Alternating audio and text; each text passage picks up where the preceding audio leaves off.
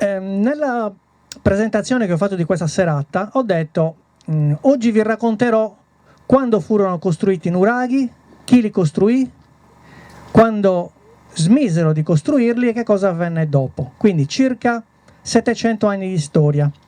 Però per arrivare a capire chi costruì questi nuraghi ci troviamo in difficoltà, perché sapete bene che l'archeologia è fatta dai dati oggettivi e analizzare dei monumenti come questi comporta tantissimi problemi, perché noi dobbiamo cercare le tracce di chi li ha costruiti. Possiamo ipotizzare che siano stati costruiti nel 10.000 a.C.? No, perché le tracce che chi li costruì ha lasciato nelle fondamenta e nelle mura hanno delle datazioni ben precise. Voi sapete bene che quando costruiscono una casa i muratori lasciano sempre delle tracce, alcuni lasciano delle monete, dei tappi, oppure lasciano delle impronte, qualcuno si fa male e quindi viene medicato e lascia degli oggetti, oppure devono mangiare e bere e quindi si trovano gli oggetti dei pasti all'interno di queste strutture.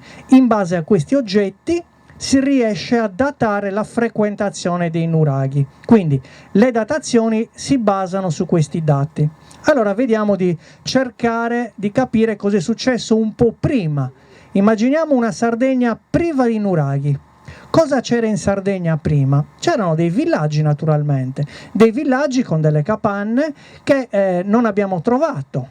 Possiamo solo ipotizzare come fossero fatte in base magari a delle tracce di stratigrafie negative, significa il palo che viene infilato nel terreno, quando viene tolto lascia un buco.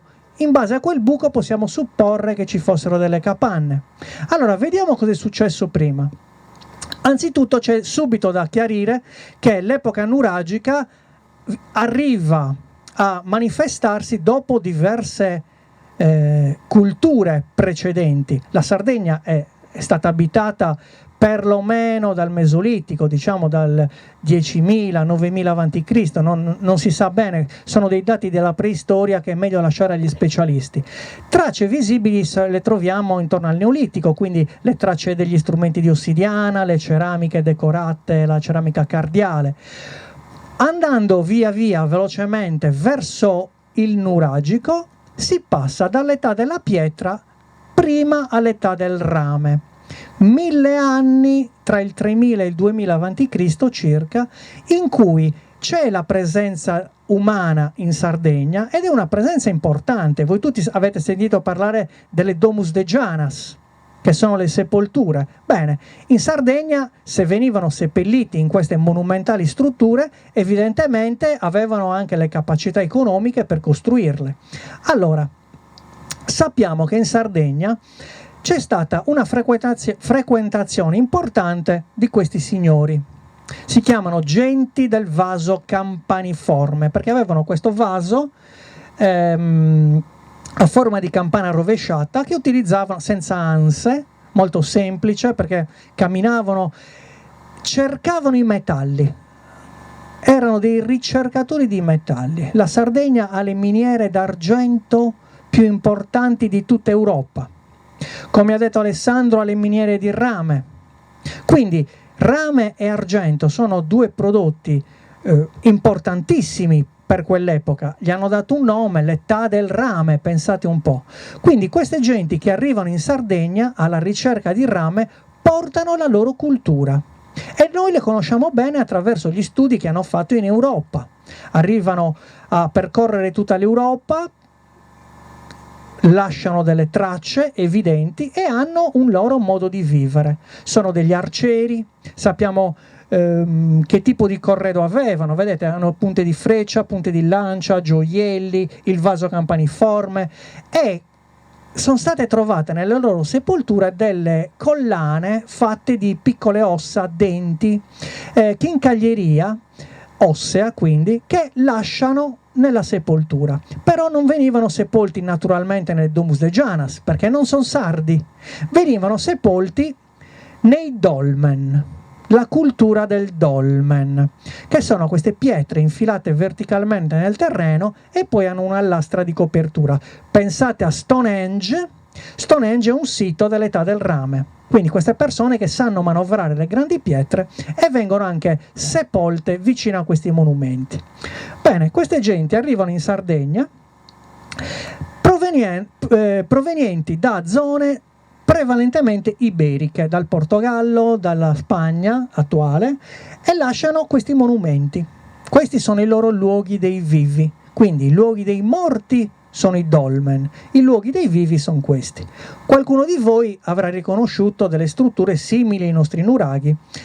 Naturalmente non sono nuraghi, però sono fatti sovrapponendo delle grandi pietre, sono a un unico piano, non sono giganteschi, e quindi quando arrivano in Sardegna, naturalmente, iniziano a conoscere delle persone, i sardi, che utilizzavano le pietre allo stesso modo. Non facevano ancora i nuraghi, ma facevano delle grandi muraglie, facevano dei villaggi e quindi sapevano manovrare la pietra. Le Domus de Janas sono scavate nella pietra, quindi avevano anche tutte le attrezzature.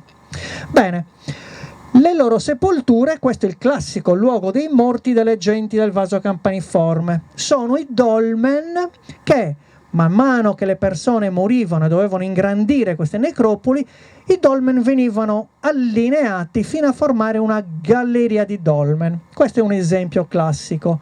Badate che da queste strutture poi nasceranno le nostre tombe di giganti. Vedete un po' come gli somigliano? Qui non c'è l'esedra, però gli somigliano un po'. Bene, queste genti arrivano in Sardegna e trovano questi.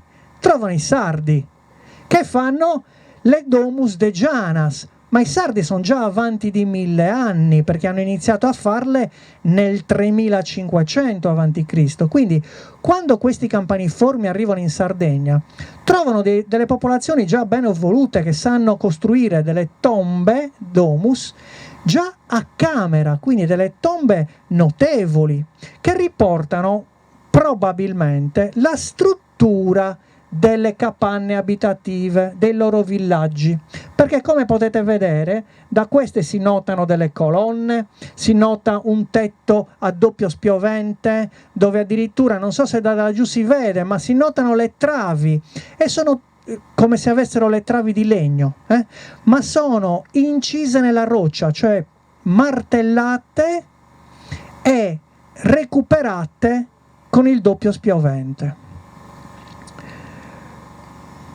Andiamo avanti di una. Ehi, forza! La tecnologia.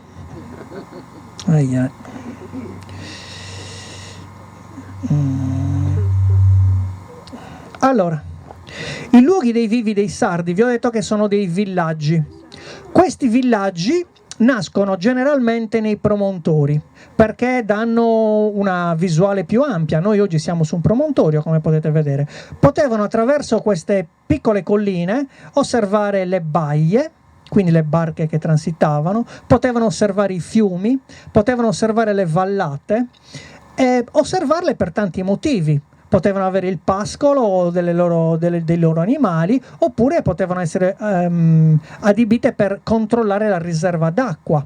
Quindi un fiume che scorre e loro devono verificare che tutti si approvvigionino di questa preziosissima risorsa in maniera giusta e non a discapito di altri che magari non l'avevano. Quindi vanno in queste montagne e lasciano delle tracce. Quali sono queste tracce? Qui siamo a Olmedo, vicino ad Alghero. Le tracce sono un'industria di menhir, non lo leggete quindi ve lo riepilogo, un'industria di menhir, quindi costruivano i menhir, una grande muraglia che probabilmente proteggeva il villaggio. Vi ho detto prima che avevano i metalli, quindi dovevano in qualche modo proteggersi. Le grandi muraglie nascono proprio nell'epoca in cui in Sardegna, secondo professor Ugas, e io condivido quello che ha detto, si inizia a manipolare i metalli in maniera molto intelligente. Riescono a ricavare l'argento dalla galena argentifera, quindi un procedimento metallurgico abbastanza complesso. Bene, questi attuano questa procedura e ottengono l'argento, che è un bene prezioso, e quindi i villaggi vanno in qualche modo protetti e quindi nascono queste grandi muraglie. Ma oltre alle muraglie ci sono delle aree sacre. Vediamo se è ripresa a funzionare. bellissimo. Allora, vi ho lasciato mentre le genti campaniformi arrivano in Sardegna e trovano i costruttori delle Domus de Janas e dei villaggi. Bene, guardate che cosa succede. I sardi costruivano le grandi muraglie, però per oltrepassarle usavano delle scale, probabilmente. Non sono state trovate perché scale di legno, come sapete bene, è un materiale organico, quindi non si conserva per tutto questo tempo. Con le genti dei dolmen hanno inventato una nuova tecnica. La porta a forma di dolmen, quindi rettangolare, che consente di trapassare un muro. Guardate che le muraglie erano spesse anche 4 metri, quindi eseguire un buco perfettamente rettangolare, quindi una galleria che consente di passare da una parte all'altra, non era mica semplice. La tecnologia del dolmen, unita alla tecnologia sarda della sovrapposizione delle pietre, unisce queste due genti che infatti convivono abbastanza pacificamente. Chiaro che le schermaglie ci sono, però pensate che le genti del Campaniforme le troviamo sepolte insieme ai sardi. Probabilmente entrano in contatto o comprano le tombe oppure sono in rapporti talmente buoni che quando vanno a essere seppelliti li seppelliscono negli stessi cimiteri. Qual è il dato archeologico che ce lo testimonia? Bene, nelle necropoli dell'età del rame troviamo prima la presenza di 4 individui sardi e 1 campaniforme, poi diventano 3 e 2, poi dopo qualche secolo non si riesce più a distinguerli. Come distinguiamo i sardi dai campaniformi? Anche qui ci viene incontro l'archeologia. Sono scheletricamente differenti. I sardi erano dolicomorfi, alti, col cranio allungato. Le genti del vaso campaniforme sono brachimorfi, quindi come me, tozzi, bassi, con la faccia ovale, più quadrangolare. Quindi immaginate queste genti che si incrociano, dopo qualche secolo la miscelazione, noi siamo in via di miscelazione dall'alba dell'uomo, li ha unificati e gli archeologi cercano di distinguerli oramai solo col corredo, cioè i sardi avevano naturalmente un corredo sardo con le ceramiche sarde, ceramiche Monteclaro, mentre questi avevano le ceramiche campaniformi. Ci siamo? Queste due genti si incrociano e danno luogo a queste manifestazioni. Questo è un luogo che è ancora in via di definizione, non si è ben capito a cosa serva, ogni studioso dà la sua interpretazione. Sappiate che alcuni dicono che è un altare messo a 100 metri sul livello del mare dal quale scaraventavano i vecchi, quindi una babaieca.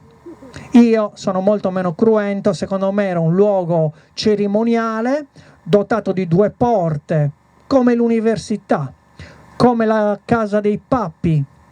Si entra dentro questo luogo sacro con una figura, si riceve un rito di iniziazione, illuminazione, quello che volete voi, e quando si è diventati papa, imperatore, dottore, laureato, si esce dall'altra porta. Quindi per me sono dei luoghi dove si svolgevano dei riti di iniziazione. Come potete vedere abbiamo delle muraglie megalitiche, abbiamo le gallerie dolmeniche e abbiamo ciò che sarà l'alba dei primi nuraghi. Attraverso l'unione di queste genti, quindi genti campaniformi e genti Monteclaro, si arriva al corridoio. Corridoio per superare una muraglia, corridoio per costruire un nuraghe. I primi nuraghi sono fatti a corridoio. E come funzionano?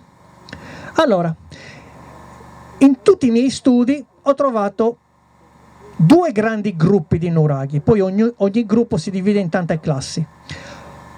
I nuraghi con la torre e i nuraghi senza la torre. Abbastanza semplice. I più antichi sono quelli senza le torri. Vengono chiamati nuraghi a corridoio, protonuraghi, nuraghi a bastione, io li chiamo anche nuraghi orizzontali. È un termine che ho coniato qualche anno fa e continuo a usarlo. Mentre i nuraghi a torre sono chiamati nuraghi a tolos, nuraghi verticali, nuraghi a torre, eccetera, eccetera. Allora, vediamo qualche tipologia. I primi nuraghi naturalmente dovevano avere vedete qui ne abbiamo un esempio classico della costruzione, dovevano essere delle grandi pietre, perché con piccole pietre si fanno piccole strutture. Se vogliamo delle strutture poderose e grandi si usano grandi pietre. La spiegazione è molto semplice, ma bisogna sovrapporle bene perché altrimenti crolla tutto. Allora la sovrapposizione porta a delle strutture che arrivano a un'altezza massima di 4-5 metri in questi nuraghi orizzontali. All'interno trovate un corridoio, quindi avete una grandissima massa muraria e un piccolissimo spazio interno. Questo corridoio ha un vincolo costruttivo, un vincolo architettonico. Il corridoio può essere largo al massimo quanto le pietre che vengono messe sopra per coprire il tetto. Ci siete? Trovavano le lastre di 1,5 metri, potevano fare dei corridoi di 1,30 metri. Questo ha comportato dei problemi, perché quando abbiamo invece dei nuraghi a torre bisognava inventare una tecnica che eliminasse questo vincolo e consentisse di elevare l'altezza delle torri. Vediamo come è successo questo. Allora, anzitutto dovete pensare che i nuraghi hanno una tecnica costruttiva ben precisa. Voi siete abituati a pensare ai nuraghi come dei circoli di pietre sovrapposti che vanno a sollevarsi verso l'alto. Nel momento in cui loro hanno deciso di eliminare la tavola di corridoio, si chiamano ortostasi, praticamente il soffitto, per ampliare gli spazi interni, sono stati costretti a cercare un'inclinazione, un aggetto. Avete presente quando si fa il gioco con le carte da gioco, che si mettono a forma di triangolo e poi si sovrappongono? Ok. Il triangolo è la forma ottimale per riuscire a elevarsi in modo da avere un doppio spiovente. Il doppio spiovente elimina la pietra sommitale. Quindi, se voglio ottenere delle pareti larghe, cosa faccio? Inizio a mettere delle pietre sovrapponendole ad aggetto, mi sollevo il più possibile fino a trovare un doppio spiovente. Badate che ancora non sono nuraghi a torre, sono ancora dei nuraghi a corridoio che però cercano di sollevarsi. Quindi ci sono dei nuraghi a corridoio chiusi a doppio spiovente. Siamo intorno al 1500 a.C. Non hanno ancora l'attolos, ma già sono ben più alti di 5 metri. La tecnica costruttiva non consiste solo nel mettere dei circoli di pietra, ma come potete vedere dalle frecce, non so se da lì giù le vedete, ogni pietra segue anche una diagonale sia da un lato sia dall'altro, quindi ogni pietra è infilata orizzontalmente in una linea, obliquamente in un'altra linea e dall'angolo opposto obliquamente nella direzione opposta. Vedete? Qualunque pietra del nuraghe è circondata da un petalo di altre pietre che la chiude. Se non li costruite così, crollano. Non è un'invenzione che ha cambiato il mondo, erano obbligati a farlo in questo modo, quindi l'esperienza è diventata madre della loro conoscenza. Non ci vuole granché per costruirli, semmai è difficile sovrapporre le torri. Questo è molto più complicato. Andiamo un po' avanti. Nuraghi a corridoio, vedete, Giorzì, Pozzo Maggiore, è un edificio lungo 10 metri, alto quasi 5 metri, coperto con delle lastre.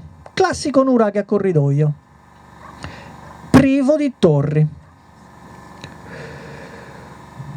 Santa Vittoria di Serri, qui è crollato praticamente, o l'hanno smontato il nuraghe, e quindi si vede ancora il corridoio. Come potete vedere, lì dentro non ci passa né, cioè possono giusto transitare le persone, non è certo un luogo abitabile o un luogo dove vedere delle manifestazioni, i giochi di luce che abbiamo visto prima. Siamo ancora nelle parti arcaiche. Iniziano a vedersi però delle cose interessanti con le scale. Vi dico subito che i nuraghi a corridoio si dividono in 5 categorie. I nuraghi a corridoio semplice, i nuraghi a corridoio passante, quindi che entra da una parte ed esce dall'altra, i nuraghi a corridoio con la stanza al piano superiore, i nuraghi a corridoio con la stanza al piano inferiore. Gli ultimi sono quelli dove riuscivano già a dare un poco di aggetto. Subito dopo si passa ai nuraghi a torre. Intorno al 1500 a.C. iniziano i primi nuraghi a torre. Le scale sono funzionali a raggiungere la parte superiore. Ogni nuraghi a corridoio ha la sua scala che accompagna al piano di sopra, dove evidentemente si svolgevano le funzioni. Noi non sappiamo ancora le funzioni dei nuraghi, non è un'unica funzione, non pensate a nuraghi fortezze, nuraghi templi. Costruivano con le pietre, qualunque cosa serviva, come facciamo oggi con i blocchetti. Prendiamo i blocchetti in cantiere e costruiamo la chiesa, l'ospedale, le case, tutto ciò che ci serve, una stalla, la costruiamo con i blocchetti. Stessa cosa facevano i nuragici, quando serviva qualcosa prendevano le pietre, avevano la loro tecnica, se avevano le risorse economiche per fare un nuraghe grande lo facevano grande, altrimenti lo facevano un po' più piccino. Questo è il classico esempio, nuraghe Cuccurada di Mogoro, dove in un sito nato nell'età del rame, con le genti di Monte Claro, c'è addirittura una muraglia megalitica con un'apertura a dolmen. Il sito è molto ricco, il territorio vicinissimo, non è lontano, è sul Campidano praticamente. Queste genti decidono di insediarsi nei secoli e iniziano a costruire un nuraghe a corridoio. Nella parte destra, qui da lì giù non lo vedete, Nella parte destra c'è un nuraghe a corridoio. Poi continuano a vivere lì e aggiungono una prima torre, poi ne aggiungono un'altra, poi mettono delle mura per unire le varie torri. Alla fine salta fuori un nuraghe complesso come questo che vedete oggi, il nuraghe Nastasi, grosso modo segue le stesse indicazioni. Quindi pensate che noi vediamo i nuraghi nella loro parte conclusiva, quando si è cristallizzato, quando è stato abbandonato, ma i nuragici li hanno vissuti per secoli e quindi, come facciamo noi nelle nostre case, anche loro li ristrutturavano e li cambiavano e aggiungevano ambienti.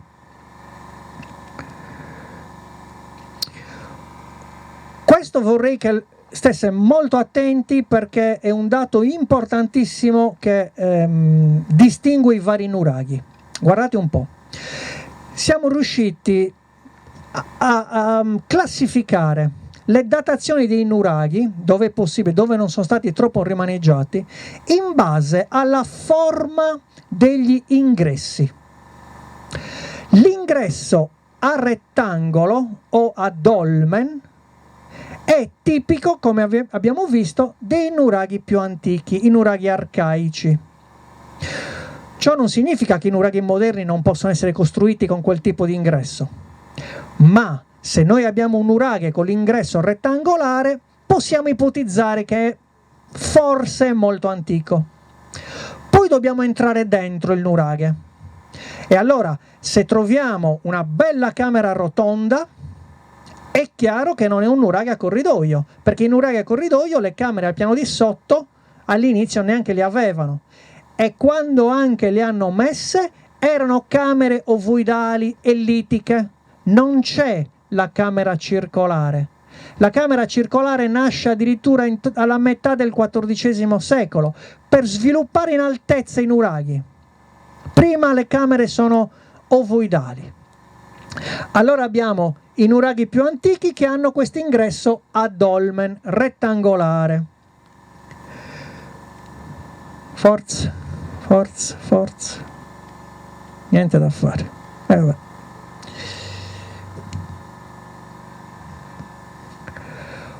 Poi, quando iniziano a sviluppare l'altezza, iniziano a mettere le pietre ad aggetto, cioè nelle porte avete il diametro del pavimento che è più ampio rispetto al diametro della copertura, perché le mura sono oblique. In queste foto si vede il passaggio dalla sezione a dolmen alla sezione, si chiama tronco ogivale, fino agli ultimi nuraghi che hanno un ingresso perfettamente ogivale. Oggi ne avete visto alcuni con Alessandro che hanno una finestrella che serve proprio per far entrare la luce, e quella finestrella è determinante per i fenomeni che si svolgono. Allora, guardate un po', dalla forma rettangolare si passa alla forma tronco ogivale. La forma tronco ogivale nasce nel XIV secolo a.C. Se trovate dei nuraghi più antichi che hanno quella porta, probabilmente sono stati rimaneggiati, non tanto dagli archeologi moderni, quanto anche già in epoca nuragica, quando ampliavano, spostavano, costruivano un'altra torre, la facevano con la tecnica di quel momento, fino ad arrivare alle cupole. Guardate un po' la bellezza di queste cupole. È chiaro che quando le torri iniziano a essere perfettamente circolari, dove l'aggetto sale e slancia queste torri fino a 10 metri d'altezza, anche 11 come i Sparas di Isili, abbiamo delle cupole che sono dei gioielli dell'architettura. Ma non pensate che siano antichissimi, siamo intorno al 1300-1350 a.C., cioè è sempre un'epoca rispettabile, ma non siamo più nel 1700, non ci sono più le genti di Monteclaro o le genti del Campaniforme, ci sono i nuragici con tutte le loro manifestazioni e hanno le loro finestrelle, le finestre che, come ha detto appunto Alessandro, non servivano a tirare con l'arco, servono a far entrare la luce e l'aria, perché il nuraghe è una massa, è una struttura che in qualche modo doveva essere illuminata, e quindi ci sono le finestre. Guardate la bellezza di quest'altro arco.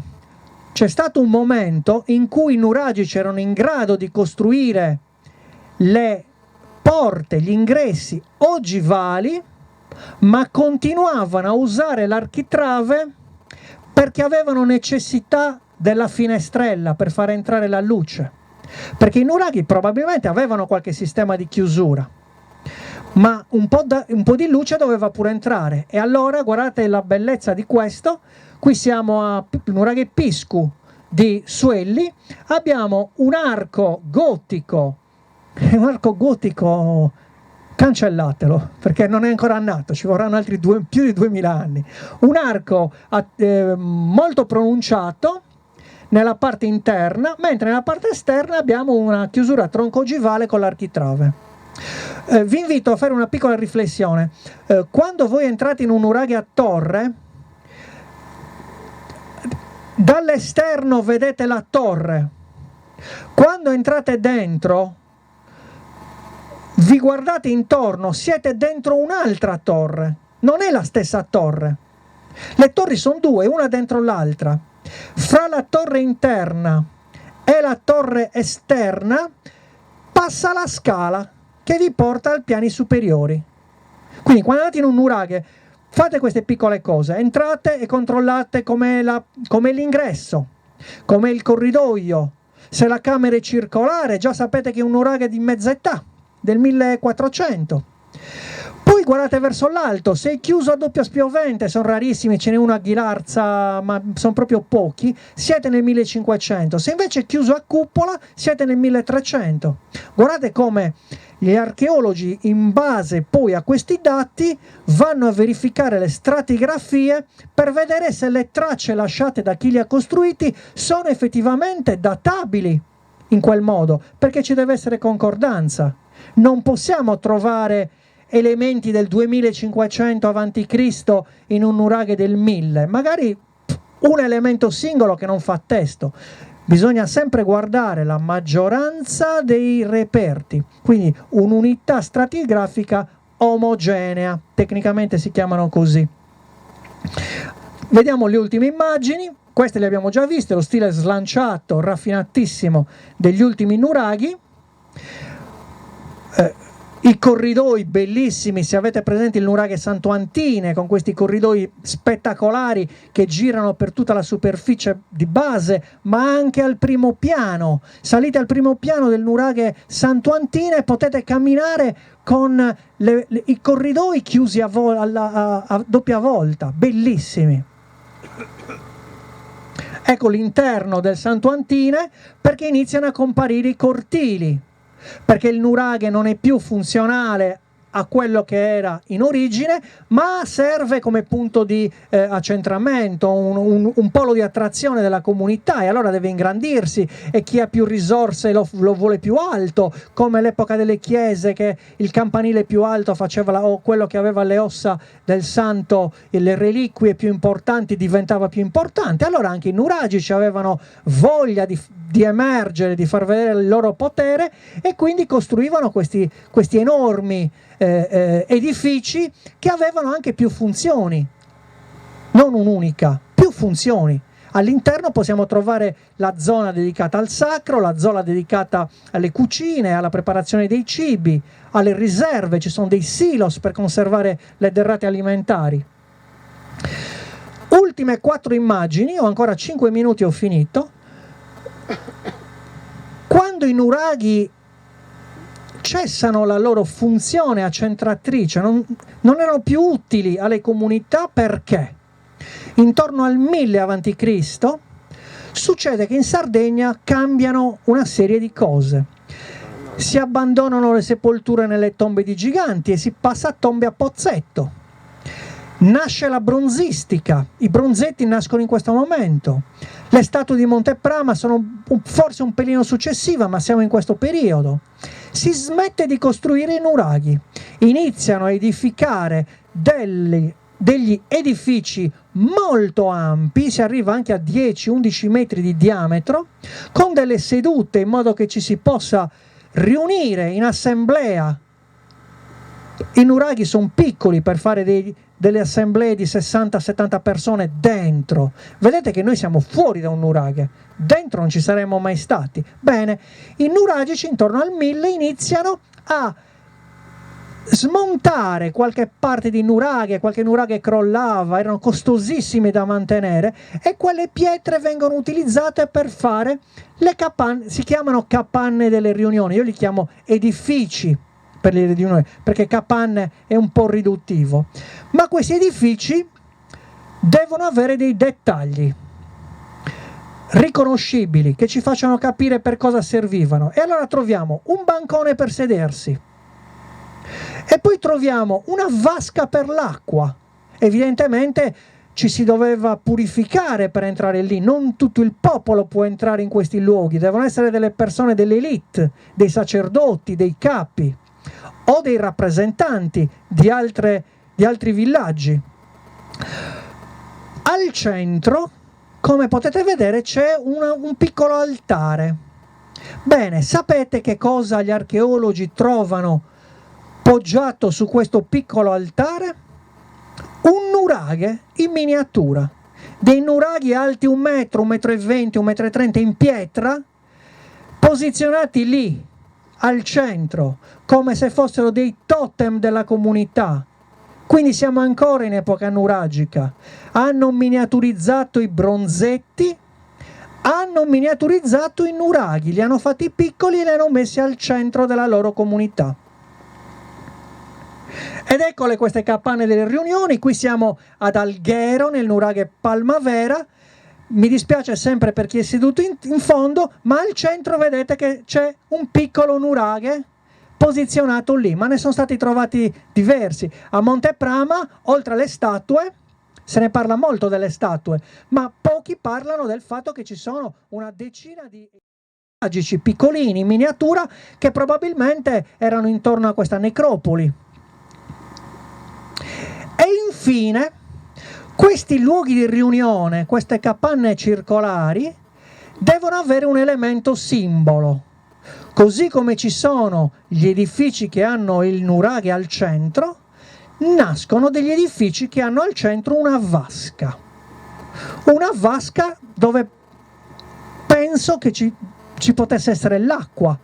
Non penso a sacrifici cruenti di animali. Io penso a delle vasche per l'acqua dove si potevano fare dei rituali di purificazione. Chissà, con l'acqua non possiamo sapere che tipo di riti facevano, ma sappiamo che l'acqua era importantissima.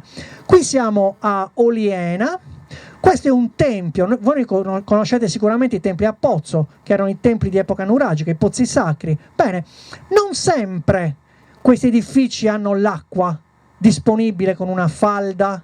A volte l'acqua viene intercettata a monte, con una canaletta si porta l'acqua verso questi edifici e in qualche modo si fa circolare. L'acqua deve fluire, non è acqua stagnante.